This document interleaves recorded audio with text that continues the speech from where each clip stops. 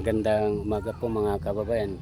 Andito po ako sa Barangay Batuunan at ibablog ko po itong na diki dito at wala sa hindi natapos. Kaya panoorin nyo mga kababayan.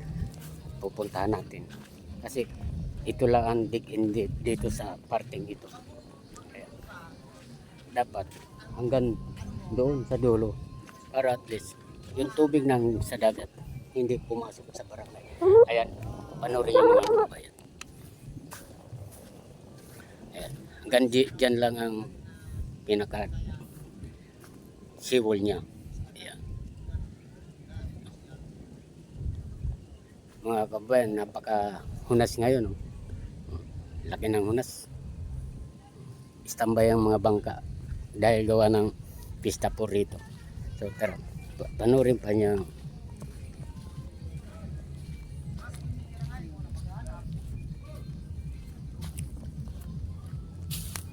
Dapat doon sa dulong yun, sa may bundok na yan, abot ang dike po dyan. Ang sa ganun, hindi ito pasukan ng tubig dagat itong barangay Batuunan. Kasi grabe pagka bumabagyo dito mga kababayan, grabe talaga. Kaya importante po rito mga kababayan yung dike. Ayun. Dapat hanggang dito, hanggang abot doon sa parts na yun mga kababayan, gawa ng napaka layo pa. Kaya itong barangay na itong mga kababayan, sigurado pagdating ng bagyo, abutan itong papasukin itong barangay Batuunan ng tubig dagat. Kaya yan, para mapanood nyo.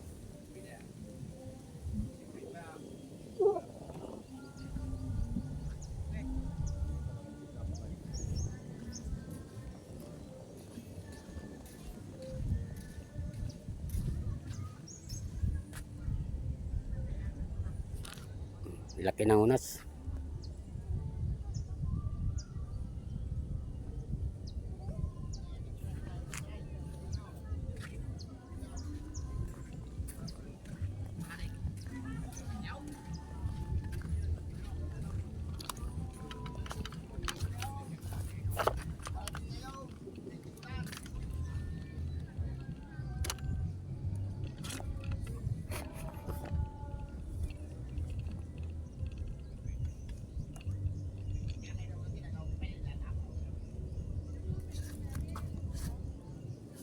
Ayan, nakikita nyo mga kababayan, talagang napakahirap.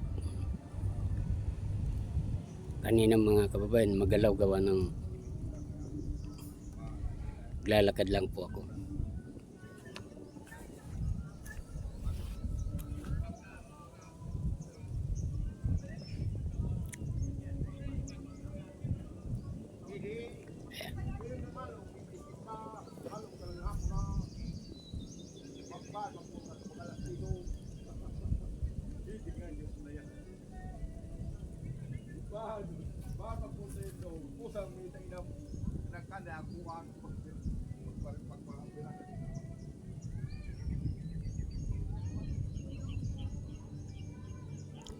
Mga kababayan, wala akong nakikitang tao rito kundi salmente isang bata. Ewan ko kung anong ginagawa niyan doon. Ayan.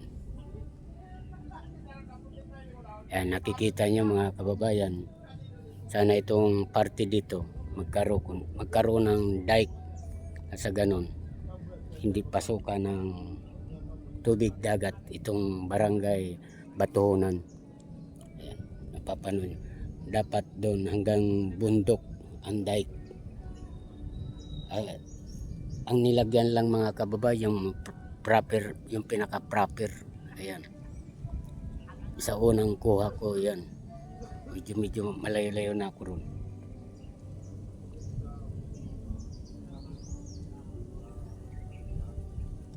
Kaya grabing init. Dito lang ako sa puno ng nyug. Ayan. Ayan. Makita naman yan.